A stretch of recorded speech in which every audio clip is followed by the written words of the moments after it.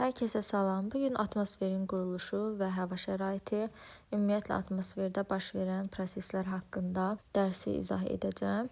İlk olaraq atmosferin tərkib hissəsini, sonra isə quruluşunu izah edəcəm. Atmosfer hava təbəqəsinə deyilir və o müxtəlif qatlardan ibarətdir. Və bu qatlar temperaturuna, rütubətinə, ümumiyyətlə müxtəlif xüsusiyyətinə görə bir-birinə fərqlənirlər. Yəni bu qatların hər birində temperatur, rütubət şəraiti eyni deyil. Və onu da qeyd edeyim ki, yerin hava təbəqəsi 4,5 milyard il bundan əvvəl yaranıb. Təxminən 4,5 milyard il bundan əvvəl yaranıb. Gəlin indi mən izah edeyim atmosfer necə yaranıb. Ümumiyyətlə biz demişdik ki, yerin inkişaf mərhələsi 2 mərhələyə ayrılır. Planetar inkişaf mərhələsi və geoloji inkişaf mərhələsi. Atmosfer yerin planetar inkişaf mərhələsində yaranıb. Biz demişdik ki, planetar inkişaf mərhələsində vulkan püskürmələri baş verib və bu vulkan püskürmələrindən sonra artıq o lavanın tərkibindəki qaz və su buxarı lavadan ayrılaraq yer səthində atmosferi əmələ gətiriblər. Deməli, gəlin baxaq görək atmosferin əhəmiyyətli xüsusiyyətləri hansılardır. Birincisi, hidrosferin yaranmasında böyük rol oynayır. Hidrosfer yəni çay, göl, dəniz və s. Atmosfer yeri həddindən artıq çox soyumaqdan və qızmaqdan da qoruyur. Məsələn, atmosfer olmasaydı, yer səthi gündüzlər 200 dərəcəyə qədər qızardı, gecələr isə mənfi 160-200 dərəcəyə qədər də soyuyardı. Bundan başqa kosmosdan yer səthinə düşə biləcək səma cisimlərindən qoruyur yer səthini, meteoritlərin yer səthinə gəlib çıxmasına imkan vermir.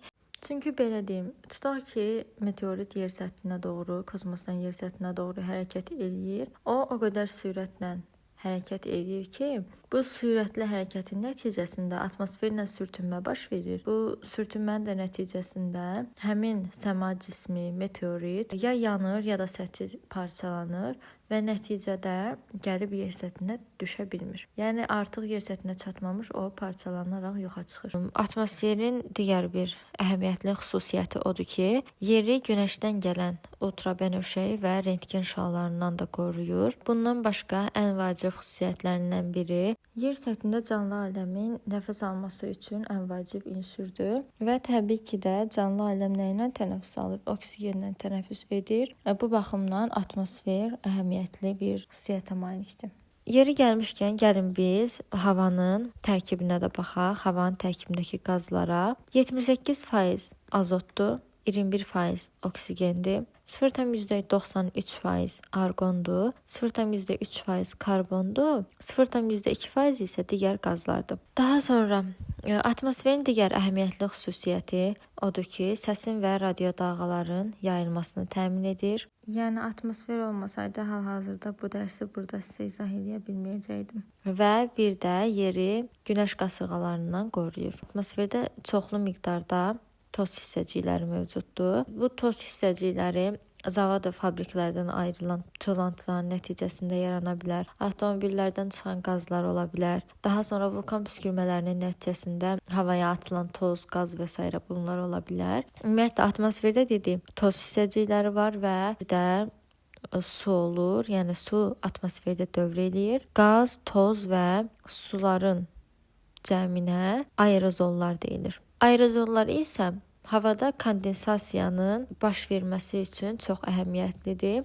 Kondensasiya nədir? Deməli, günəşdən gələn istiliyin nəticəsində yerdə su səthindən su buxarlanır və atmosferə qalxır. Və onu da qeyd edeyim ki, atmosferdə yuxarı doğru qalxdıqca hava soyuyur. Buna görə də o ayrılan su buxarı atmosferdə yuxarıya doğru qalxdıqca artıq temperaturun aşağı düşməsi nəticəsində maye halına çevrilir. Yəni su buxar halından maye halına çevrilir. Bu kondensasiya adlanır. Və kondensasiya baş verməsə, ümumiyyətlə aerozollar olmasa kondensasiya baş verməz.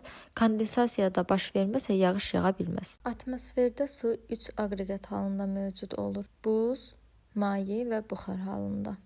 Atmosfer 5 qatdan təbəqədən ibarətdir. Bunlar troposfer, stratosfer, mezosfer, termosfer və eksosferdir.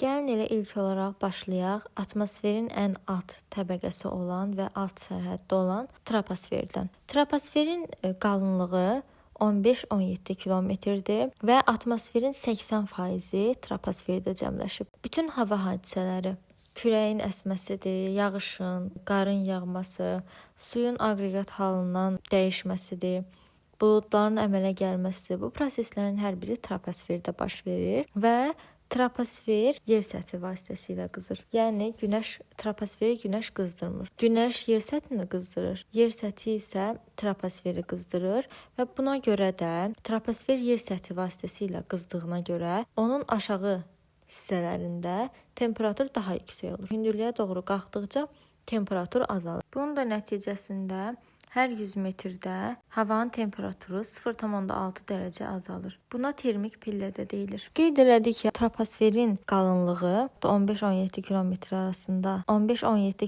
arasında dəyişir. Bunun səbəbi odur ki, ekvatorun üzərində troposferin qalınlığı daha çoxdur, amma qütbətrafı ərazilərdə daha azdır. Bunun səbəbi odur ki, ekvatora yaxın ərazilərdə cazibə qüvvəsi zəifdir. Buna görə də troposferin qalınlığı çoxdur. Amma qütbə yaxın ərazilərdə cazibə qüvvəsi güclü olduğuna görə orada troposferin qalınlığı daha nazikdir. Yəni daha azdır və ekvator üzərində troposferin qalınlığı 16-18 kilometrdir. Mülayim enliklərdə 10-12 kilometrdir. Qütblərdə isə 8-10 kilometrdir.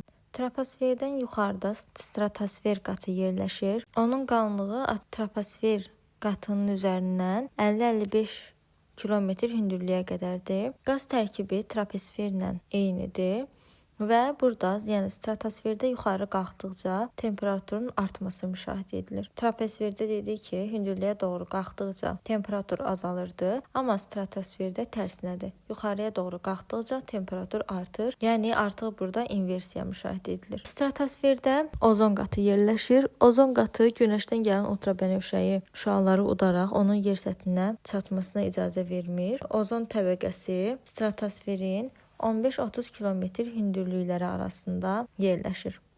Ozon təbəqəsinə həm də ozonosfer deyilir. Və onu da qeyd edeyim ki, insanların fəaliyyəti nəticəsində ozon qatı nazikləşməyə davam edir və onda hətta ozon qatında dəliklər də əmələ gəlmişdi. Ekrandakı şəkildə ozon qatı təsvir edilib. Görürsüz, nazik olduğu yerlərdə ultrabənövşəyi şüalar göstərilib ki, yer səthinə gəlib çatır. Amma digər yerlərində ozon qatı ultrabənövşəyi şüaların yer səthinə gəlib çatmasına icazə vermir. Stratosfer atmosferin 15-20%-ni əhatə edir və stratosferdə yalnızca hərbi təyyarələr, bəzi hərbi təyyarələr uça bilər.